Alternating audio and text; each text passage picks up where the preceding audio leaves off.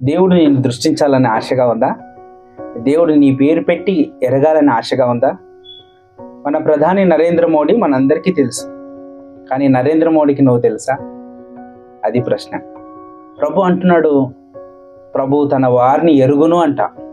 అందరము తన వారమని ఒకవేళ పరలోకంకి వెళ్తే దేవుడు అంటాడు, మిమ్మును ఎరుగానో మీరెవరో పొమ్మనును, సమయము లేదండి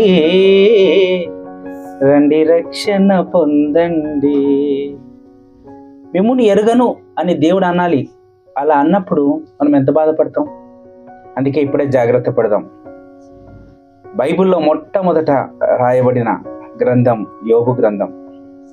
యోబు గ్రంథంలో దేవుడు మొట్టమొదట దృష్టించింది, మామూలుగా మానవులమైన మనమైతే అతనికి ఇంత ఆస్తి ఉంది, ఇన్ని ఫ్లైట్లు ఉన్నాయి, ఆ హీరోకి ఇన్ని ఫ్లైట్లు ఉన్నాయి, అతనికి ఇంత ఆస్తి ఉంది, అతనికి ఇన్ని రకాల వెహికల్స్ ఉన్నాయని అంటాం.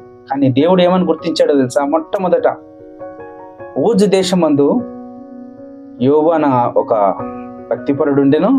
అతడు యథార్థవంతుడును, న్యాయవంతుడును, దేవుని యందు భయభక్తులు గలవాడును, చెడుతనమును విసర్జించినవాడు.